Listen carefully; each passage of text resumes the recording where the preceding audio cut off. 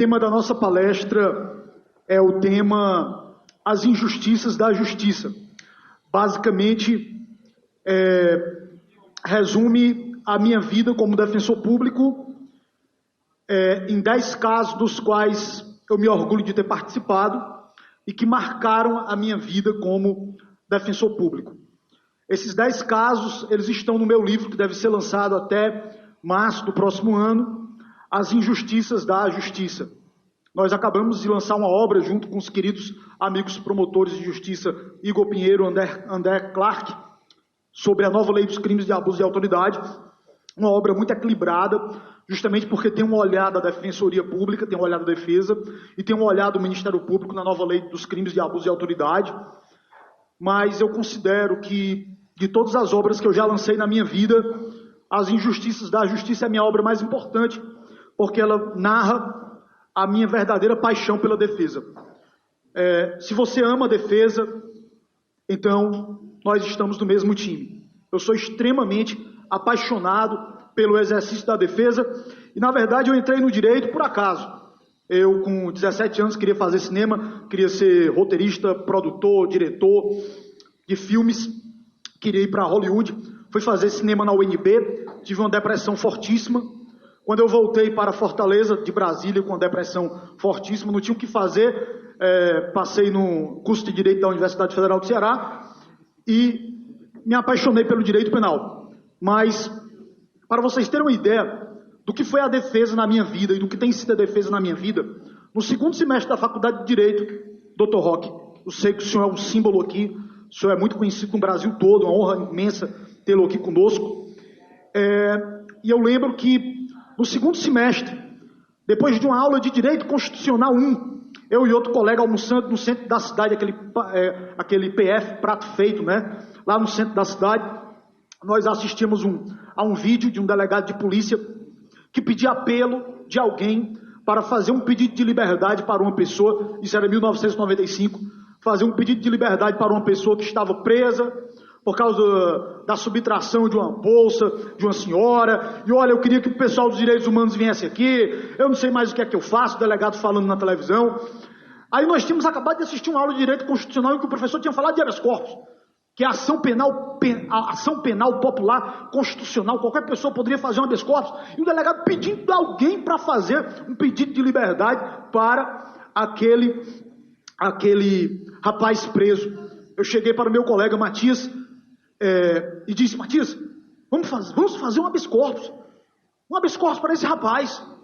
Se qualquer pessoa do povo pode, nós podemos. Aí como é que a gente vai fazer se a gente não sabe nada do caso? A família não nos procurou? Vamos na delegacia. O delegado não precisa de alguém, nós somos esse alguém para fazer um pedido de liberdade. Quando nós chegamos lá, calça jeans, tudo, blusa de malha, o escrivão: o que é que vocês querem? Vocês são parentes dele? Não, nós somos da Faculdade de Direito, nós viemos aqui porque o delegado nos chamou. Aí vou chamar aqui o delegado para falar com vocês. Meu Deus do céu, a gente está sendo desmoralizado logo no começo, na entrada logo aqui da delegacia. Aí o delegado: o que é que vocês querem aqui? Não, doutor, é porque a gente viu seu vídeo na televisão e nós somos os representantes dos direitos humanos do curso de Direito da UFC. Aí o delegado: eu estava esperando vocês. Eu não sei o que é que eu faço com esse preso aqui. Está dando despesa, eu estou tendo que comprar comida para ele. Eu preciso que alguém faça um pedido. Não, doutor, a gente vai fazer o habeas corpus dele. Então, no segundo semestre da Faculdade de Direito, a gente fez um habeas corpus e nós conseguimos a liberdade desse rapaz. A partir daí, eu me apaixonei pelo exercício da defesa, porque eu costumo dizer o seguinte: pessoa como eu, que já teve muita depressão no passado, pessoa que já passou por alguns traumas, como eu já passei, como foi, por exemplo, a morte do meu pai, dentre outros traumas, porque todos nós carregamos nossos traumas, né? Todos nós carregamos uma cruz, nós somos uma soma de individualidades. Vocês não conhecem minha vida, eu não conheço a vida de vocês, mas pode ter certeza, você tem uma cruz, eu tenho uma cruz, todo mundo tem uma cruz. E só você é que sabe o peso da cruz que você carrega. E a partir daí, foi quando eu comecei a me apaixonar pelo curso de Direito. Eu digo: meu Deus do céu, eu quero mudar o mundo. Para você ter uma ideia, foi uma loucura tão grande que nessa época a gente fez um grupo para se concorrer ao CEA, o Centro Acadêmico. E todo mundo dizia que nós éramos o grupo dos maconheiros, pés no chão, cabeça nas estrelas. Porque a gente passava na sala dizendo, bom, o que é que vocês querem? Quais são as suas propostas? A gente diz nossas propostas. A gente quer tornar a justiça do estado do Ceará célere. A gente quer acabar com as injustiças. A gente quer transformar o mundo. Aí, esse pessoal só pode ser maconheiro. Não, esses caras são maconheiros. Porque os caras estão dizendo aqui que no centro acadêmico vão mudar o mundo. E ninguém... Mas isso é a paixão que você sente pelo exercício da defesa, por querer mudar as coisas. Eu tenho um caso que marcou minha vida, que alguns até conhecem, outros não, mas eu lembro muito de duas investigadoras. Aqui eu tenho meu querido amigo, delegado de polícia, Paulo Furtado, que é um amigo irmão, um delegado que é símbolo da polícia judiciária, professor, e foi uma das coisas mais lindas que eu já vi na minha vida. Duas investigadoras de polícia, a Dani e a Ju, enviaram uma mensagem para mim, dizendo, professor, nós estamos desesperados, precisamos da sua ajuda no inbox, no Instagram. Pelo amor de Deus, nos receba a qualquer hora. Aí eu, meu Deus do céu, o que foi que aconteceu? Vem aqui agora falar comigo. Aí vieram falar comigo. Elas participaram de uma investigação de um caso de 2014, do maior estuprador da história do meu estado. Meu estado tem um estuprador chamado o Maníaco da Moto. Ele cometeu registrados, vítimas que compareceram, ele cometeu 10 crimes de estupro, o Maníaco da Moto. O modus operandi sempre era a mesma coisa, ele chegava com a faca, com a moto, ele procurava uma rua erma e uma mulher sozinha na rua. Ele chegava com a moto, abordava a mulher com a faca, encostava no muro e estuprava a mulher no muro. Várias mulheres foram estupradas, era um verdadeiro serial killer, perigosíssimo, e na época, o que foi que aconteceu? Foi preso um rapaz, como o Maníaco da Moto, o nome dele é Antônio Cláudio, mais conhecido na época como Antônio Borracheiro. Ele foi, na época eu não era do meu núcleo, que é um núcleo hoje temático, né? Núcleo de assistência a presos provisórios, vítimas da violência e de investigação defensiva. Na época eu era do Tribunal do Júri, então nem atuava nesse tema, mas o Antônio ele foi condenado em primeira instância, ele foi condenado em segunda instância, transitou em julgado, já estava cumprindo pena, 5 anos de cumprimento da pena, quando as investigadoras me procuram e me dizem, doutor, nós estamos carregando aqui na nossa consciência o peso de termos errado, nos equivocado.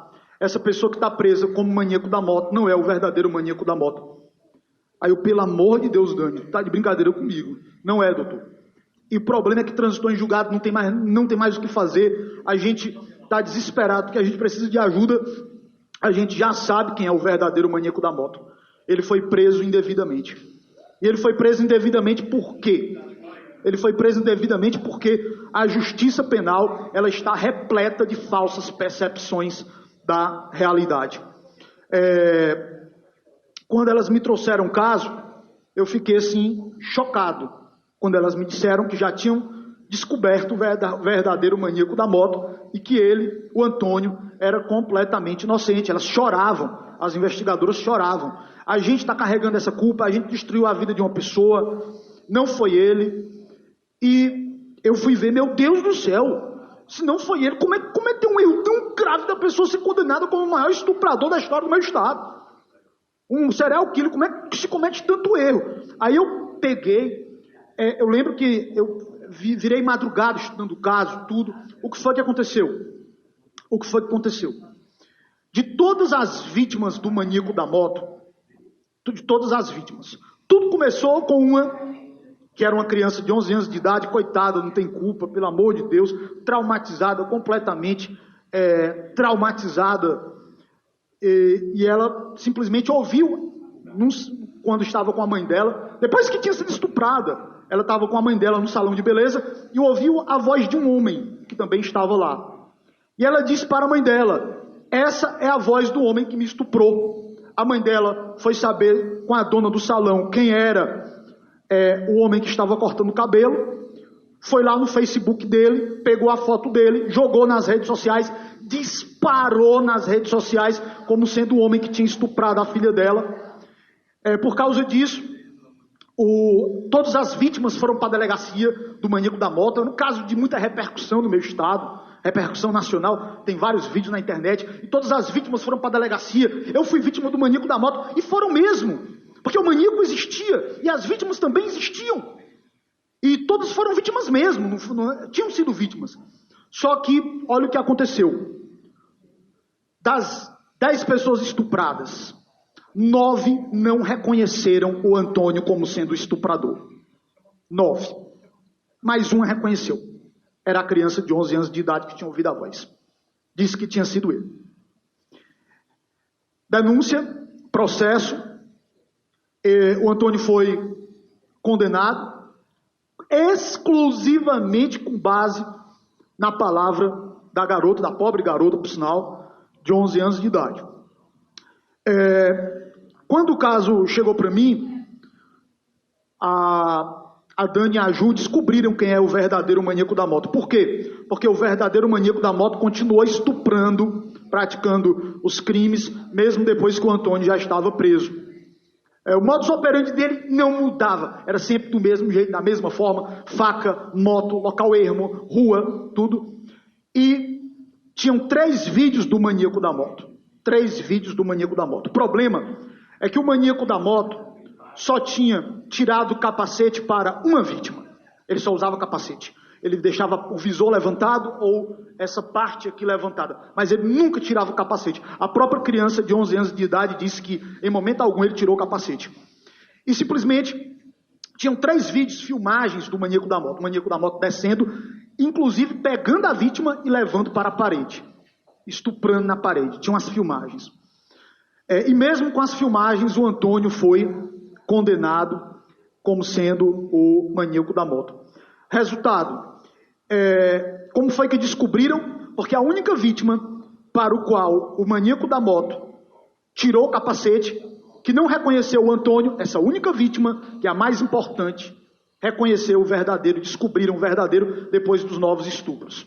Só que olha que situação inusitada. A polícia já sabe quem é o verdadeiro maníaco da moto, só que o caso já estava encerrado porque uma pessoa já estava condenada com sentença penal condenatória transitada em julgado. Como então agora chegar e dizer, tem um outro maníaco? Aí nós tínhamos várias linhas de investigação, tive que fazer investigação defensiva pesada e dentro dessa caminhada, dessa verdadeira jornada, porque foi uma grande jornada, tinham várias linhas. Uma das linhas era simplesmente na revisão criminal, porque só sobrou a revisão criminal. Só tinha sobrado, doutora Eliane, só tinha sobrado a revisão criminal. E aí, o problema da revisão criminal é eu não podia reexaminar as provas do passado. Tinha que ter prova nova, E eu ficava pensando, meu Deus do céu, não vão aceitar a revisão criminal só com a palavra das investigadoras. Não vão aceitar, vão dizer que é reexame do fato, o fato já foi reexaminado. Eu tenho que ter uma prova contundente de que esse rapaz é inocente. E eu fiquei desesperado.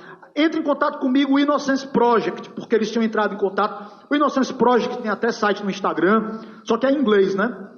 É o instituto norte-americano mais importante do mundo que cuida de inocentes. Primeiro, eles só trabalham com trânsito em julgado. Segundo, eles só trabalham em situação de erro. Eles recebem mais de 50 mil cartas por ano.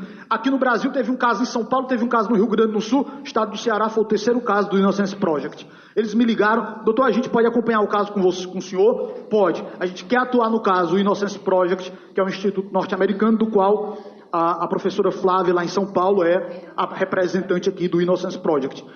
A Defensoria Pública, eu consegui um termo de cooperação técnica com o Innocence, até porque era muito importante o respaldo do Innocence para fazer a reviravolta do caso.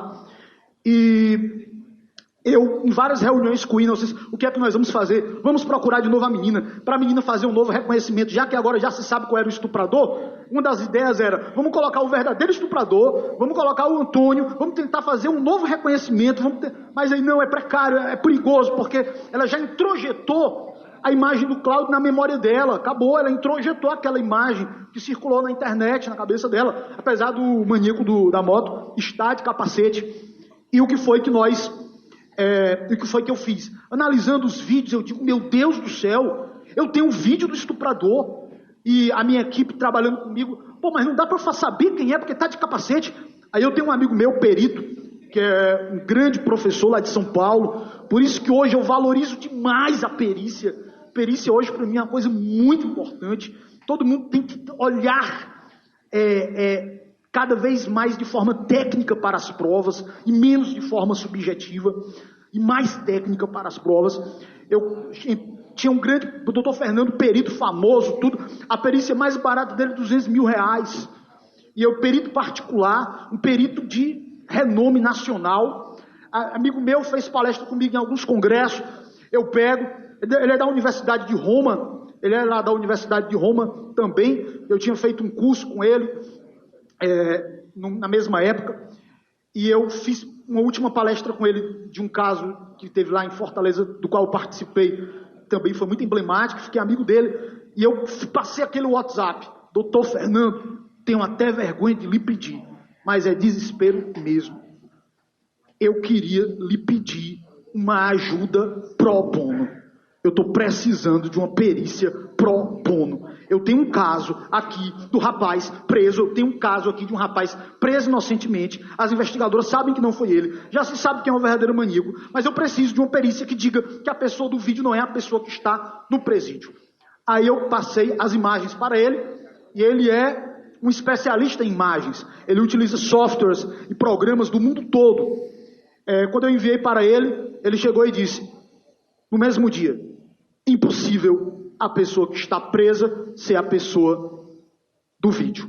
É mesmo, doutor Fernando? É. Eu já fiz uma análise preliminar, com base nos meus programas, não tem como. Agora eu quero fazer uma perícia, eu vou fazer. E nesse dia foi uma comemoração tão grande. Eu saí gritando na Defensoria Pública, meu Deus, não acredito que ele vai fazer essa perícia de alegria, uma perícia pro bono, que ainda hoje é uma dificuldade. Eu estou com um problema de uma perícia balística, eu estou precisando de um perito para questionar uma perícia balística e eu não tenho, porque a Defensoria Pública, por isso que eu digo, tem que firmar um convênio. Quem é que vai pagar um perito? Quem é que vai pagar assistente técnico? A gente não tem assistente técnico para questionar a perícia. Aí o doutor Fernando disse que ia fazer a perícia pro bono e queria que eu tirasse a foto do Antônio numa parede branca, queria a foto do braço do Antônio, do fêmur do Antônio, e ele ficou da altura. E eu tive que pegar o Antônio e colocar na parede branca. Lá foi uma lenda, para vocês terem uma ideia, esse procedimento, até eu conseguir. Não quero uma foto dele na cela, eu quero uma foto dele, doutor, falando pro diretor, na parede onde aqui a sua parede é branca, pode ser na sua parede, traga ele aqui passando da direção, vamos tirar a foto dele. Até que eu consegui as fotos, mandei para ele, e o doutor Fernando disse, eu tô aterrorizado, porque a pessoa da moto, cientificamente, ela tem entre 1,84 m e 1,86 m. A margem de erro é 2 centímetros. Esse software é o melhor do mundo. A pessoa que desce da moto, que vai no muro, que pega, nos 3 vídeos, as mulheres, a pessoa que senta na moto, até a marca da moto ele pegou. Ele mostrou tudo. Até ele comparou o tamanho de fêmur. A pessoa da moto não pode ser a pessoa que está presa. E a menina, ela, na audiência, a colega promotora de justiça pergunta para ela, você tem certeza que é ele que lhe estuprou? E ela responde, tenho. Essa pessoa da moto, que desce da moto aqui, é a pessoa que está aqui? Ela diz, é. Você tem certeza absoluta? Pergunta para a menina, que já não tinha mais 11 anos, já tinha uns 15 anos. Você tem certeza absoluta? Tenho. E simplesmente ele foi condenado com base num reconhecimento de uma pessoa que estava com capacete. É chocante. Não existe reconhecimento de uma pessoa com capacete. Qualquer reconhecimento de uma pessoa com capacete já deveria ser considerado de pronto, de imediato, um reconhecimento nulo, só pelo fato de estar de capacete. foi quando nós ingressamos com a revisão criminal, a Defensoria Pública e o Innocence Project, e nós conseguimos, nessa revisão criminal, provar que o Antônio Borracheiro não era o maníaco da moto. Foi um dia emblemático na minha vida, muito emocionante, de alegria muito grande. Foi muita emoção da família dele, uma família toda destruída. E eu chamo ele de... Eu falo com ele todo dia no WhatsApp, se tornou meu amigo. Estou tentando conseguir uma bolsa para ele no curso de Direito. Eu chamo ele de Tony Stark, o Homem de Ferro. Tanto que eu não chamo mais ele de Antônio, nem de Cláudio, Cláudiozão. Eu digo assim, Stark, você é o Stark para mim. Porque o indivíduo passou 5 anos preso como o maior estuprador do meu estado. Como eu digo, esse negócio é tão impressionante que vem a temporada 2 da série, que é a prisão do verdadeiro maníaco, que já vai ser anunciado aí, vai passar em rede nacional, já se sabem quem tem nome, tem endereço, tudo, só que eu falei para elas e para o delegado, pelo amor de Deus, dessa vez que se tenha certeza, porque ou arma perigosa é uma prisão preventiva, doutora Eliane. Eu vou lhe falar quantas e quantas vezes, doutora Eliane, eu vou dizer, nós que somos de defesa, nós sofremos com isso. Eu costumo dizer o seguinte, não tem nada pior do que você absolver uma pessoa que passou 6 meses, 1 ano, 3 anos, 5 anos presa e depois é declarada inocente. Porque nós vamos fazer o quê? Vamos pedir desculpa pelo tempo que a pessoa passou presa? Doutora Eliane, eu sou também do Tribunal do Júri. Passei minha vida quase toda no Tribunal do Júri e agora estou no núcleo temático da Defensoria Pública. E eu costumo dizer o seguinte, se eu pedir absolvição no Tribunal do Júri, eu só peço absolvição quando cabe absolvição. O mínimo que eu peço, se eu entendo que a pessoa é inocente, eu chego para o colega promotor, para a colega promotora, por favor, coloque em liberdade porque eu vou absolver. Então é dano. Esse caso aqui é de dano irreparável. O último júri que eu fiz foi de um rapaz, e foi vingança mesmo. Esse rapaz de 18 anos de idade, Henrique Hoffmann. Esse rapaz, porque eu continuo fazendo um júrizinho ou outro, ajudando os colegas do Tribunal do Júri para não perder a mão, né? E eu cheguei, esse rapaz, olha o caso desse rapaz. A avó dele foi estuprada e morta por um cara que usava droga no bairro. Tudo favela, local pobre, né? E a avó dele, a avó do acusado, tinha sido estuprada e morta, a avó de 84 anos, pelo sujeito. E o sujeito desapareceu. O rapaz pegou um revólver e foi caçar. Demorou 8 dias, 9 dias, encontrou e matou. E tinham várias testemunhas que viram ele matando. E ele foi preso preventivamente. Eu pedi para o Ministério Público, por favor, o rapaz é primário, tem bons antecedentes, e ele vai ser absolvido. Se ele vai ser absolvido, então a prisão provisória é um dano o quê? Irreparável. Absolvi. Então por isso que eu digo o seguinte, o que é que eu entendo? Tem que ser como na Itália. Na Itália, uma prisão preventiva ela tem um critério completamente diferente do Brasil. Porque no Brasil, prisão preventiva, vocês sabem como é. Ordem pública que se resume a gravidade em abstrato, clamor público, que o STJ entende que gravidade em abstrato não pode ser utilizada para decretar preventiva, mas na prática ninguém respeita a decisão do STJ, nem a doutrina que fala que prisão preventiva não pode ser clamor público, e na prática todo mundo tem suas prisões preventivas decretadas basicamente com base na gravidade em abstrato do fato. Então, veja, nós temos que mudar essa visão. Prisão preventiva é uma coisa muito séria. Por isso que eu prefiro 1000 vezes o critério da Itália do que o critério do Brasil. Porque a ordem pública é tudo e não é nada. Ordem pública é o que você quiser. Na minha tese de doutorado eu falo sobre autoritarismo dentro do sistema penal de justiça. Você sabe o que é o autoritarismo? É como diz o professor Alexandre Moraes da Rosa. O direito não é o direito, é o que você diz que é. Então é o seguinte, é igual um defensor público que uma vez foi fazer uma audiência de custódia, eu fiquei estarrecido, na audiência de custódia, o defensor público pediu a conversão da prisão, o defensor público, vou repetir, o defensor público, tá? Vou repetir, o defensor público pediu a conversão da prisão em flagrante em prisão preventiva. Aí a juíza, como é que é, doutor? O senhor está pedindo a conversão da prisão em flagrante em prisão preventiva? Aí o defensor público, doutor, eu tenho minha independência. Como é que é? tem a sua independência. Para isso está servindo a independência dos defensores públicos? É essa independência que estão querendo buscar? Essa é a nossa independência como defensor público? Que independência é essa? Aí a juíza queria suspender a audiência. Doutor, eu vou aplicar medida cautelar para ele de tornozelamento eletrônico. Agora é o seguinte, doutor, próxima vez que na audiência o senhor pedir para converter, a juíza foi muito juíza constitucional. Próxima vez que o senhor, como defensor público, pedir para converter uma prisão em flagrante em prisão preventiva, doutor, eu suspendo e nomeio um advogado dativo. Então, e aí teve, claro, representação da Defensoria Pública, teve os procedimentos aí todos, mas é um absurdo um negócio desse. Porque, veja, o direito não é o que você acha que é, diz que é, ou faz o que quer fazer. Nós temos uma responsabilidade. O Ministério Público tem uma responsabilidade com a justiça, não é com a acusação. O juiz tem uma responsabilidade de, ao final, ter uma decisão justa que não comprometa em busca de possíveis culpados, punir possíveis o quê? Inocentes. Esse é o nosso grande desafio. E eu trabalho todo o tempo com falsas percepções da realidade.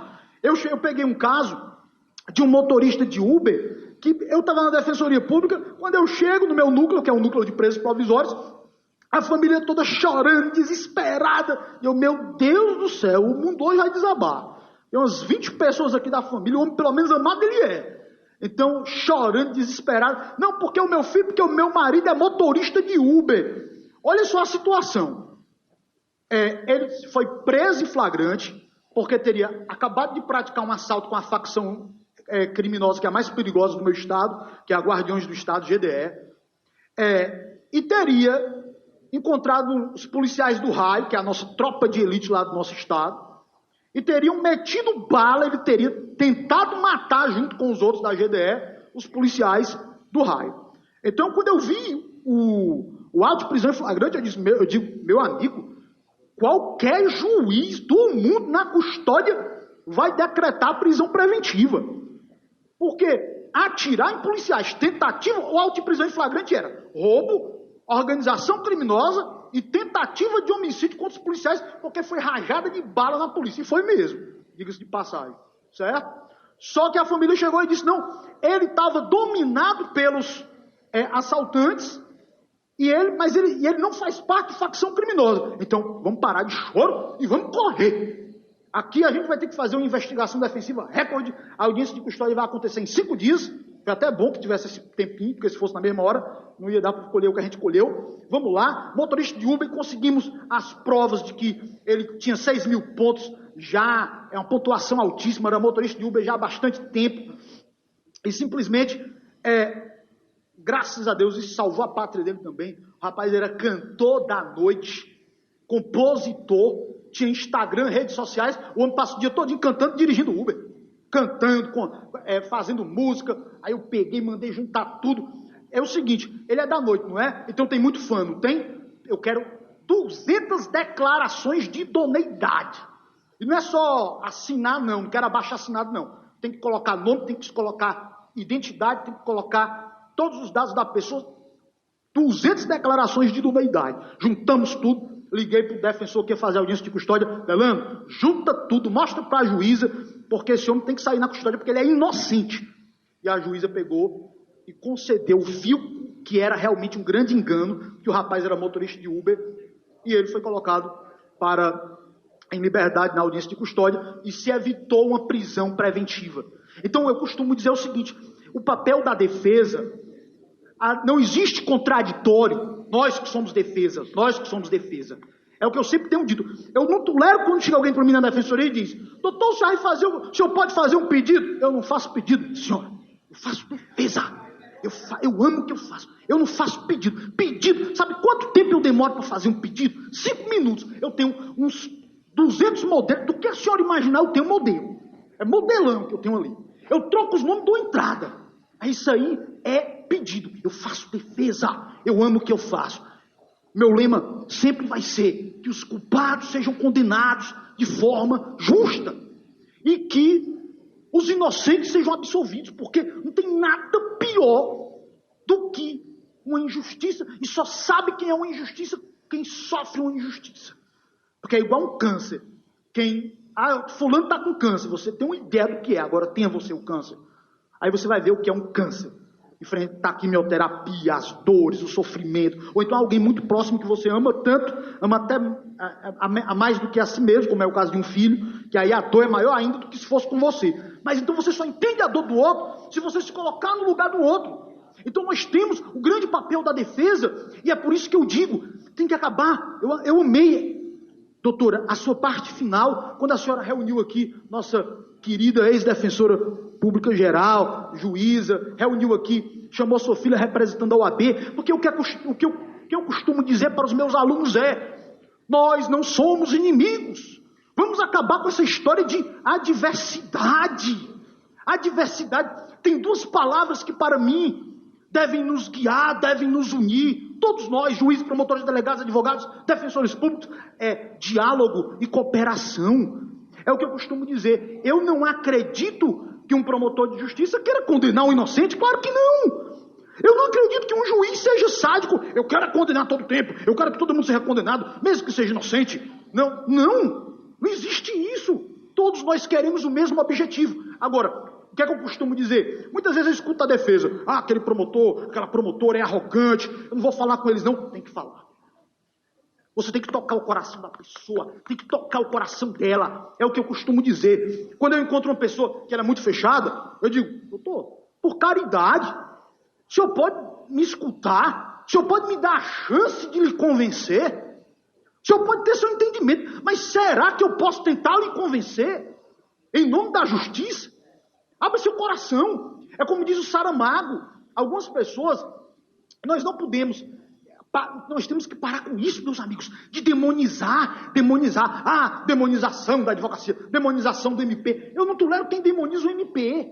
Ah, que os promotores, não sei o quê. Não. É fácil ficar. Eu costumo dizer o seguinte: é fácil apontar para o outro, encontrar erros, criticar, falar mal. Difícil é você olhar para si mesmo, mudar, melhorar e fazer o seu melhor, cuidar do seu jardim. Então o que eu costumo dizer sempre no exercício da minha defesa é: meu papel é fazer pontes, diálogo, cooperação.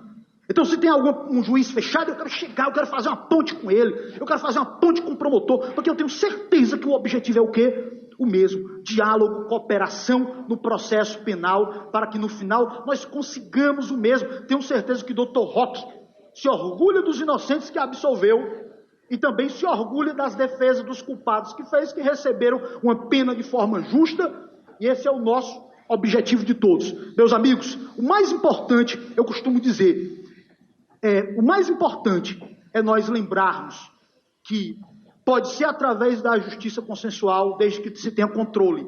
Pode ser através de outros meios, desde que se tenha controle, cuidado, responsabilidade. São muitos os caminhos, mas de uma coisa eu tenho certeza: nós temos que ter uma responsabilidade muito grande no meio de tudo isso com os inocentes. Como já dizia, e eu encerro citando Nelson Hungria: mais vale absolver 1000 culpados do que você condenar uma pessoa inocente. Então, essa é a nossa missão. Nós que somos defensores temos que lutar por isso. Muito obrigado.